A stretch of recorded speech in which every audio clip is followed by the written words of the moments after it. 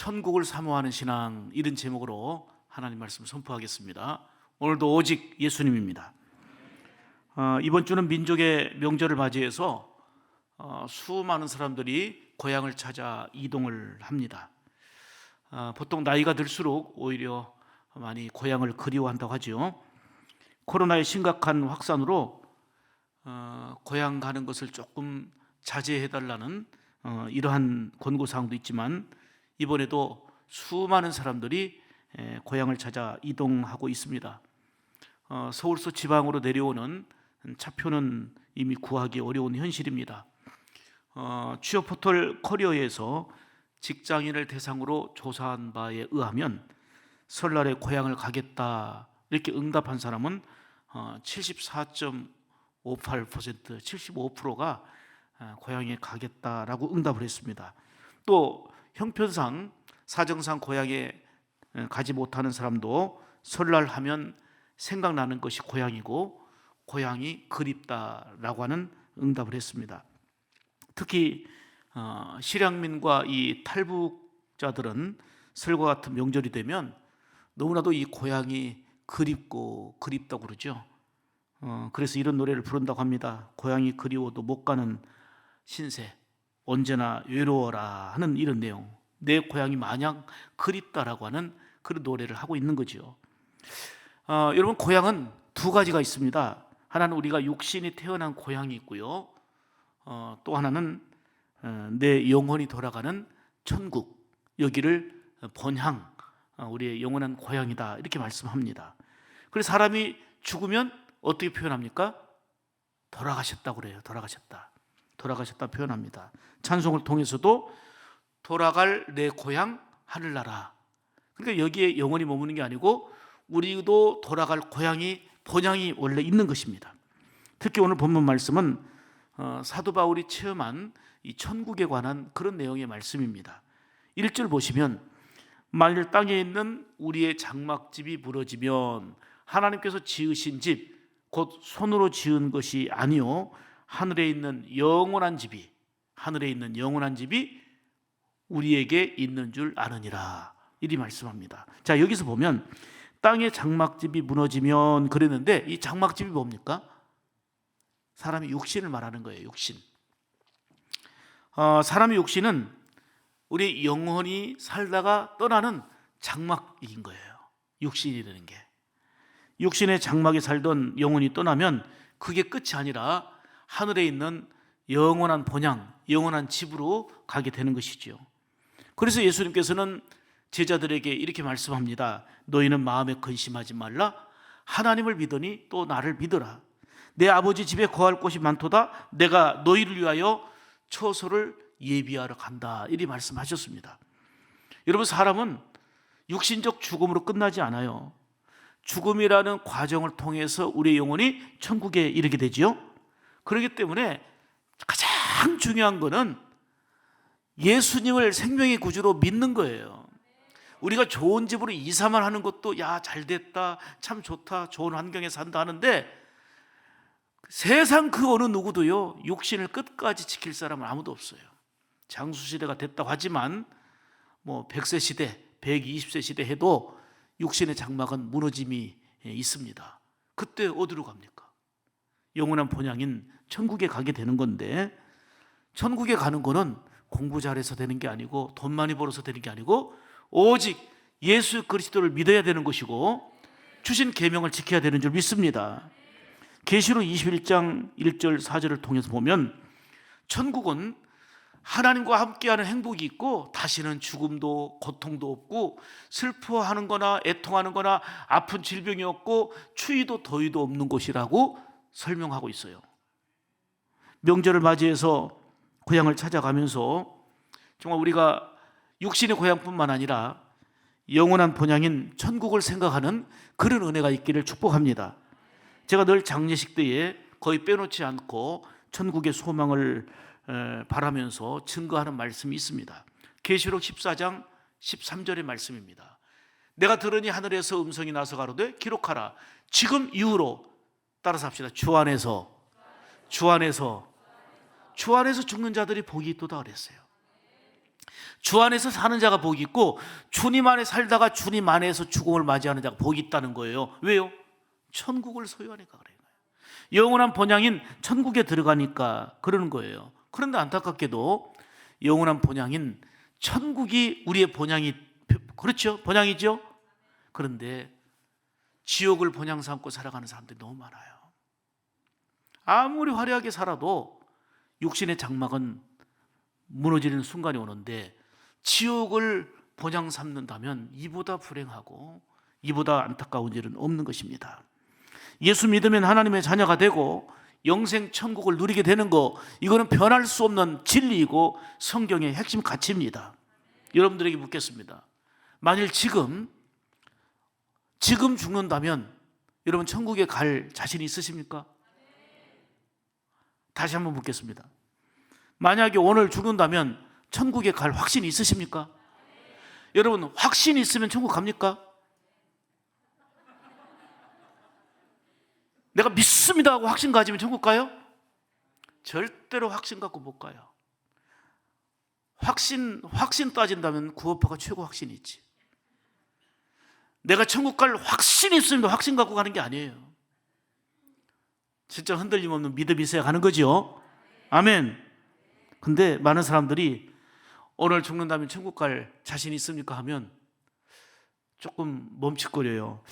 제가 지금은 좀 교회 생활을 좀 덜해서 지금 바쁘니까 예배 생활도 잘 못했고 11주도 안 드렸고 헌금도 못했는데 교회 나온 지 오래되지 않아서, 이런 식으로 대답합니다. 왜요? 천국을 모르기 때문에 그래요. 천국에 대한 확신이 없어서 그래요. 이건 겸손이 아니에요.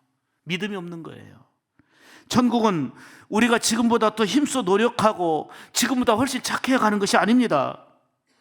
오직 예수 그리스도를 믿어야 가는 것입니다. 믿음대로 살아야 되는 것입니다. 오직 하나님의 은혜를 입어서 주의 계명을 즐거이 순종하는 자가 천국 백성으로 살아가게 되는 것이지요.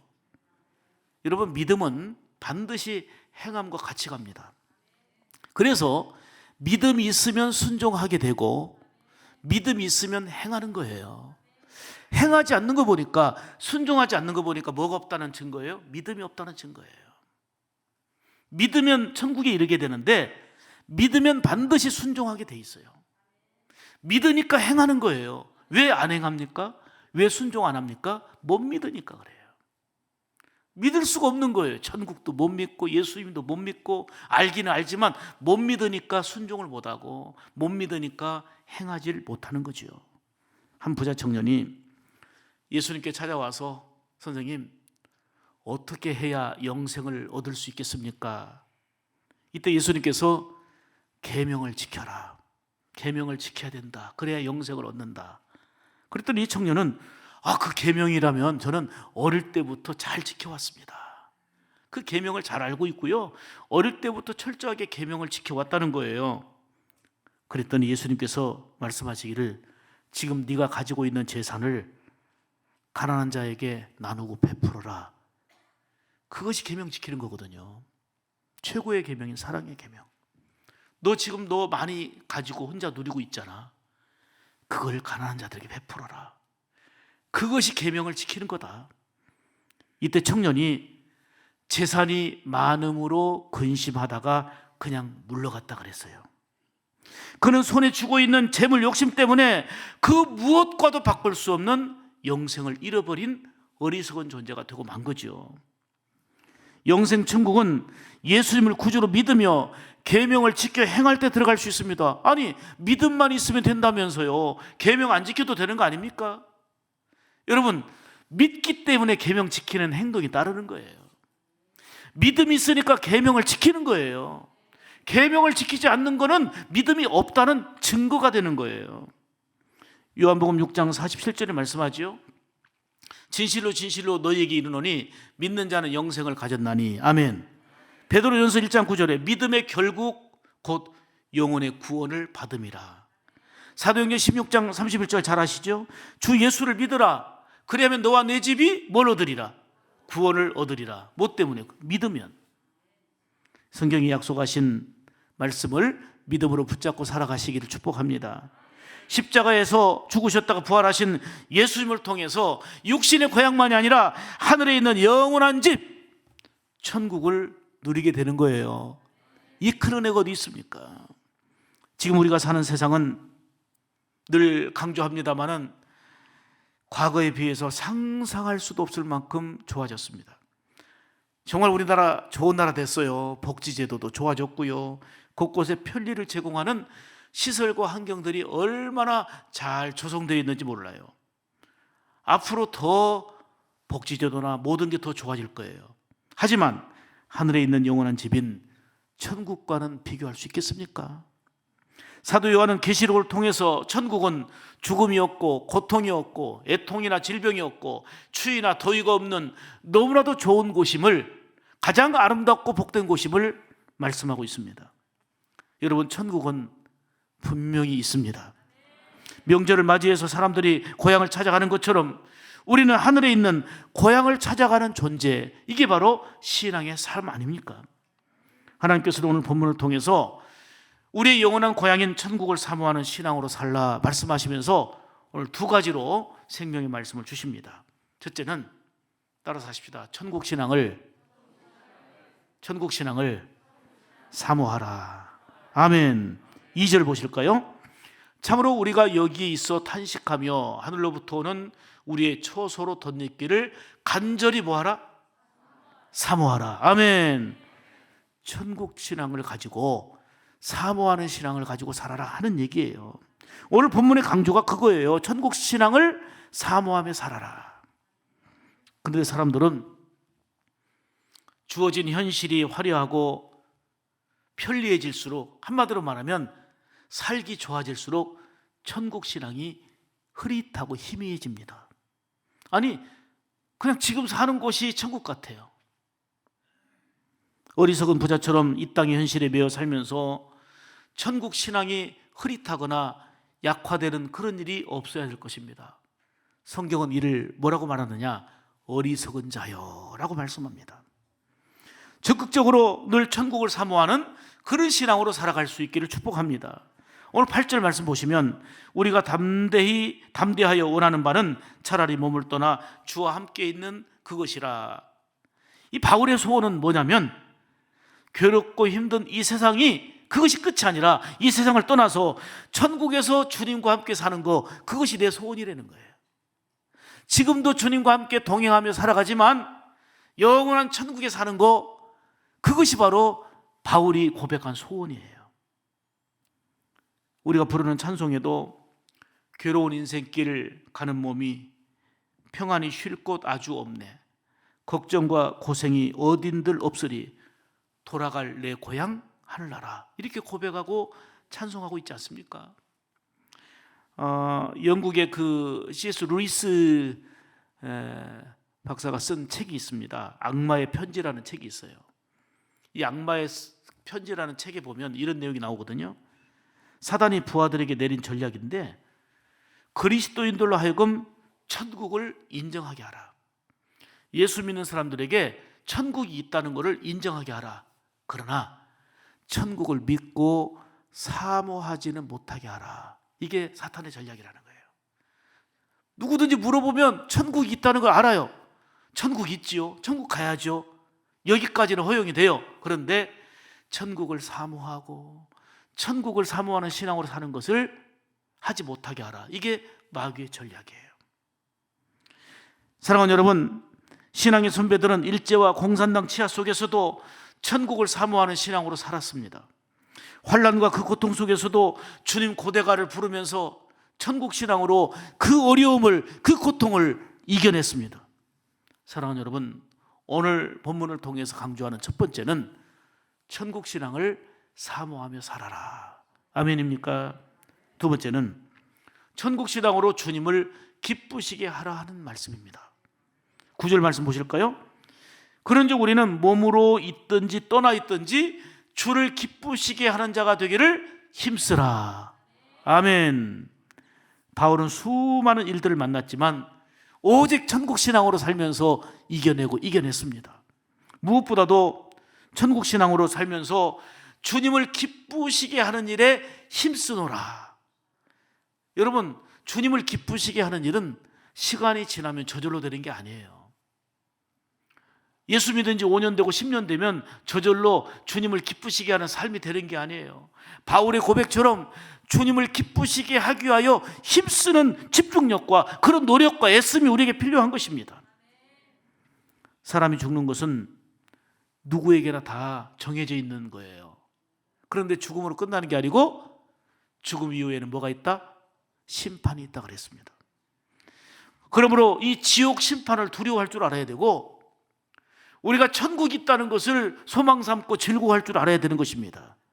지옥 심판이 있다는 것을 알 때에 함부로 살지 못하는 거예요. 두려워할 줄 아는 거예요. 왜 막말 못합니까? 왜 함부로 못 삽니까? 지옥 심판이 있다는 걸 알기 때문인 거예요. 주님은 우리에게 천국을 소유하기 위해서는 먼저 회개하라 말씀하셨잖아요. 천국 신앙으로 살면서 주님이 기뻐하신 일에 회개하고 늘 바르게 살면서 바울이 강조하는 것처럼 주님의 기쁨 되도록 힘쓰는 생활이 필요하다는 것입니다. 10절 말씀 다시 보면, 이는 우리가 다 반드시 그리스도의 심판대 앞에 나타나게 되어, 그리스도의 심판대 앞에 우리가 반드시 각각 선악간에 그 몸으로 행하는 것을 따라 받으려 함이라. 자, 보세요. 누구도 예외 없이 그리스도의 심판대 앞에 서게 될 날이 옵니다.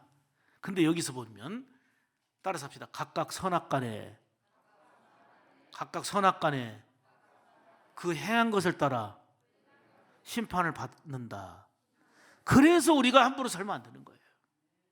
지금은 다 가만히 계시고 아무 일이 없어 보이지만 선악간에 그 몸으로 행한 것 따라 내가 무엇을 말하고 무엇을 행했느냐에 따라서 심판하신다 그 말이에요.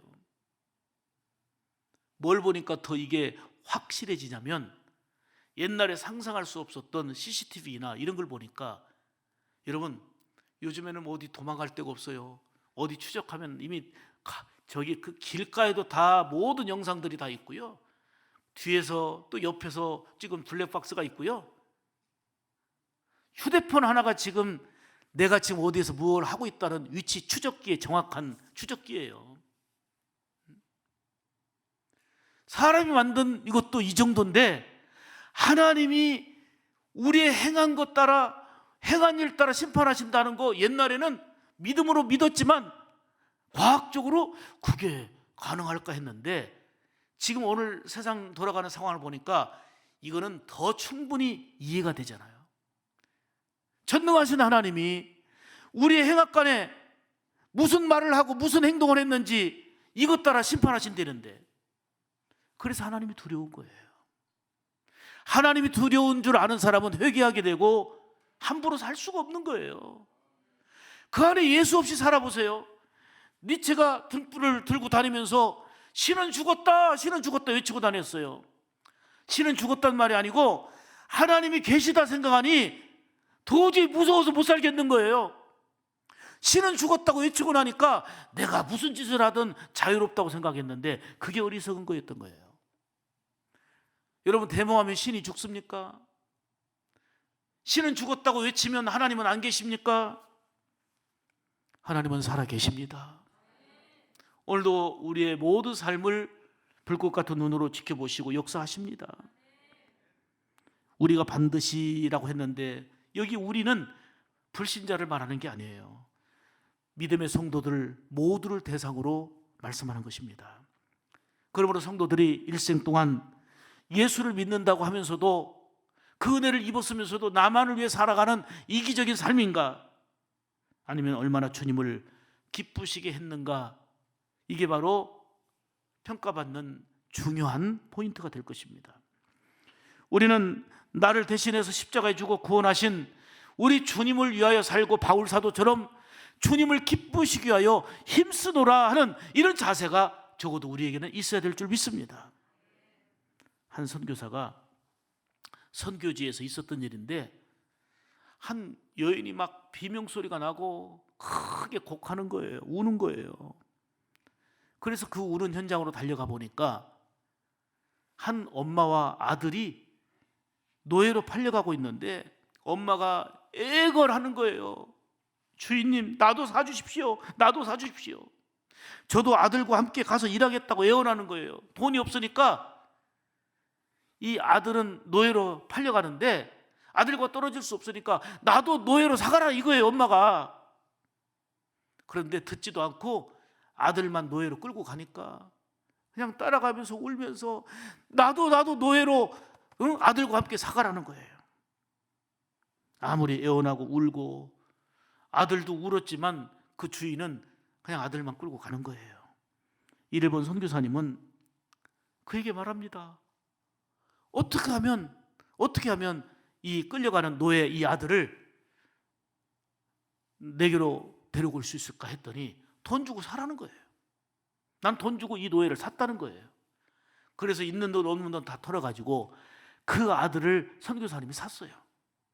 그래서 그 어머니와 아들이 선교사 집에 머물게 됐습니다.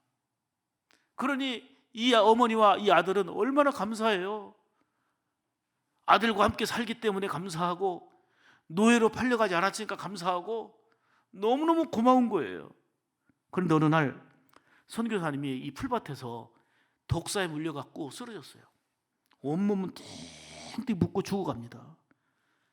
선교사님의 비명소리를 듣고 이 아이의 엄마가 독사에 물린 그 선교사님의 발을 입으로 독을 빼내는 거예요. 다 빨아서 독을 빼내는 거예요. 죽어가던 선교사님이 이렇게 정신을 차리고 깨어나서 보니까 아이의 엄마는 얼굴부터 해서 온몸이 통통 부어있고 옆에 쓰러져 죽어 있는 거예요. 아이의 엄마는 자기와 아들을 사서 같이 살게 해준 선교사님이 너무 고마워가지고 선교사님이 위기에 처하니까 정말 입으로라도 빨아서 선교사님을 결국은 구해내고 자기는 죽게 된 거예요. 저는 이 글을 읽으면서 큰 감동을 받았습니다. 이게 은혜를 아는 자의 모습이구나.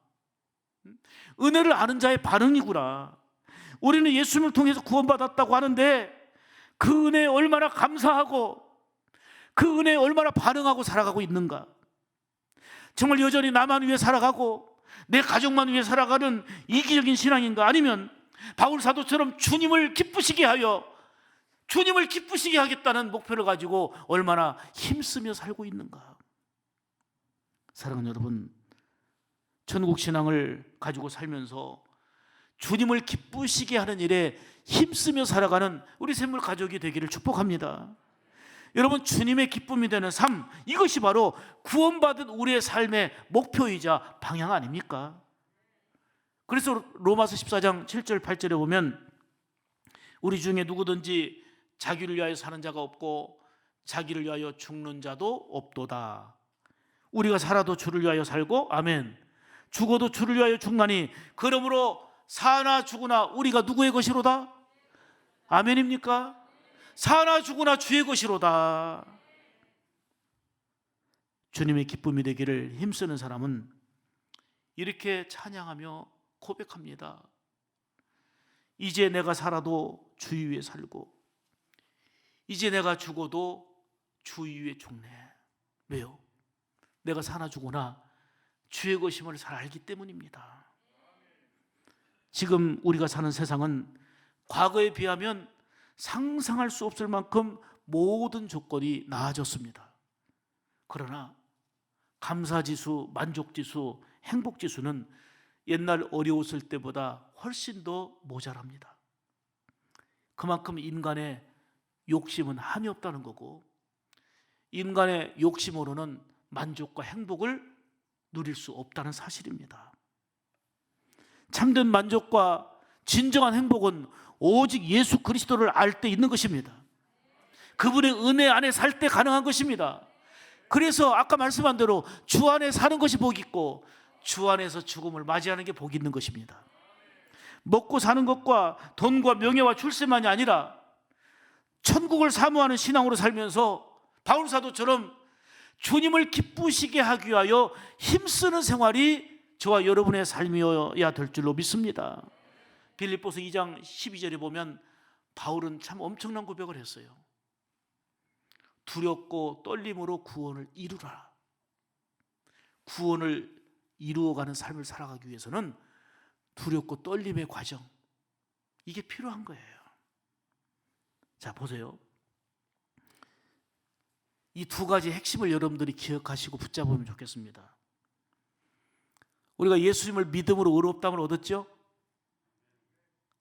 예수를 믿으니까 죄인된 우리를 용서해 주시고 의롭다함을 얻게 됐잖아요. 이게 칭의의 믿음이에요. 이신득의 믿음으로 의롭다함을, 이신칭의 믿음으로 의롭다 칭함을 받았다는 거예요. 저와 여러분이 의롭다 인정받은 것은 우리의 공로가 아니고 예수 그리스도를 믿어서예요. 아멘. 이게 칭의의 믿음이에요. 사람들은 여기까지 끝나고 있으니까 문제가 되는 거예요. 이거는 구원의 과정이에요. 완성이 아니에요. 우리를 믿음으로 의롭다함을 얻었다. 그러면 예수님을 모시고 날마다 살아가는 성화의 삶이 필요한 거예요. 그래서 우리 주님은 거룩함을 강조하는 거예요.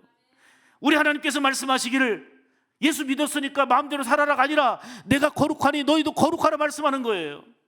죄악을 버리고 회개하고 거룩한 빛을 드러내며 살아라 말씀하는 거예요. 우리가 칭의의 은혜를 입었으니 성화의 과정으로 나갈 때에 결국은 영원한 천국에서 영화로운 삶을 누리는 거예요. 세 가지 단어를 기억하세요. 칭의, 성화, 영화.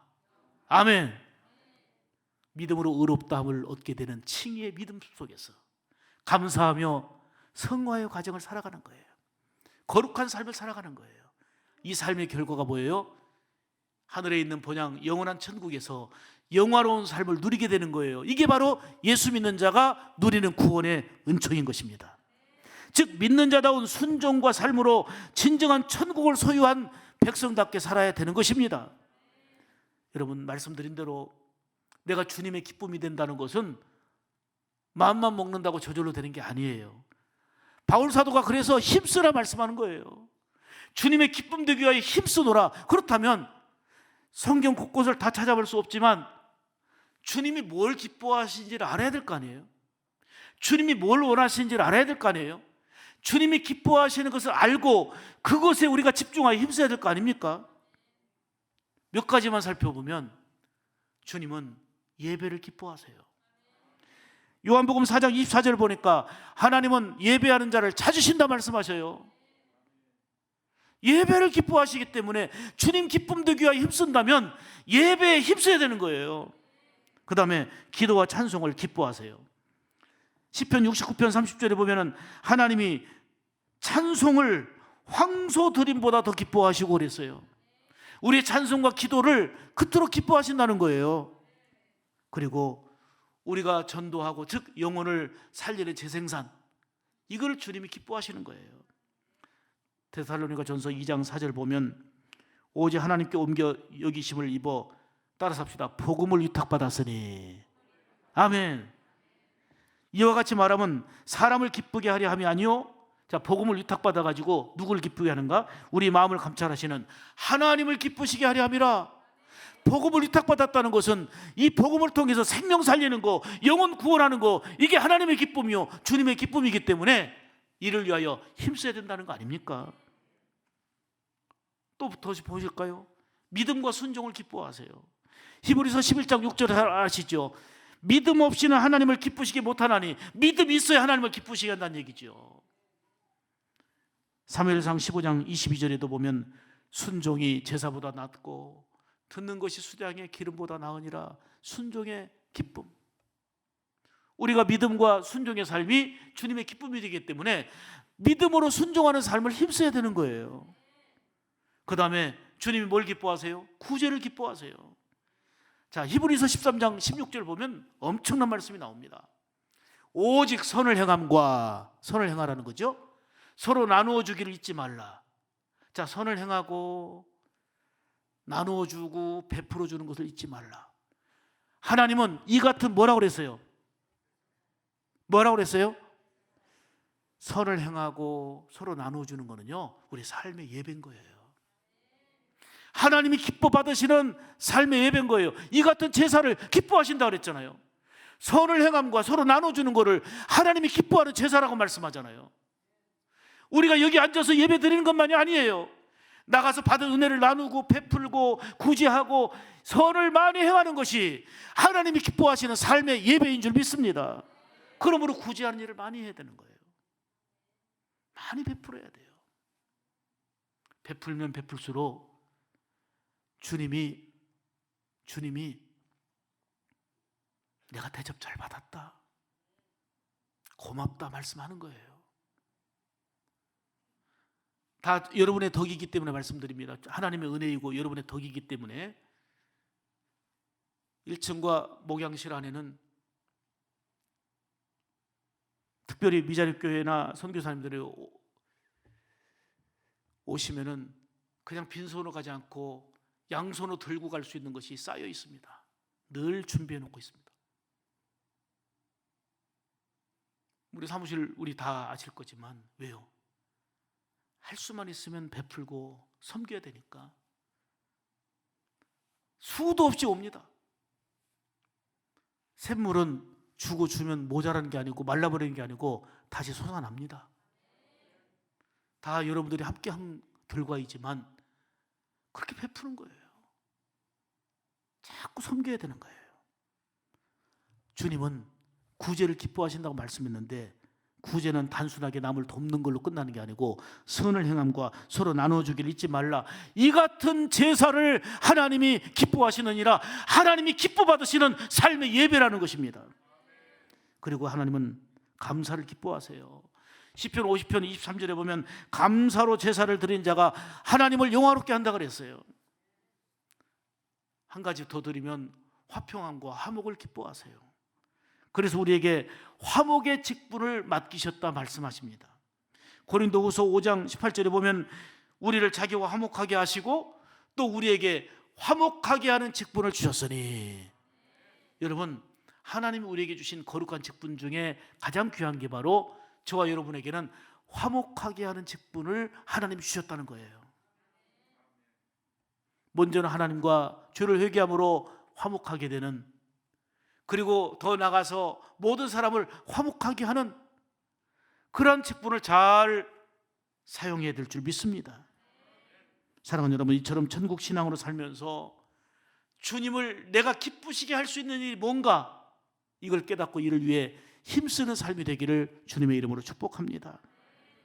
귀한 설 명절을 맞이해서 고향을 찾게 되는 여러분들, 육신의 고향을 통해서도 가족을 섬기고 이웃들을 섬길 수 있기를 바랍니다. 듣기 어려운 사람들을 할 수만 있거든 구제하고 그리고 돌아보는 뜻깊은 시간들이 여러분에게 있기를 바랍니다. 더 나아가 하늘 위에 있는 집, 영원한 고향인 천국을 사모하는 신앙으로 살면서 주님을 기쁘시게 하는 일에 바울 사도처럼 힘쓰는 삶을 살아가는 한 주간이 되기를 주님의 이름으로 축복합니다. 기도하겠습니다.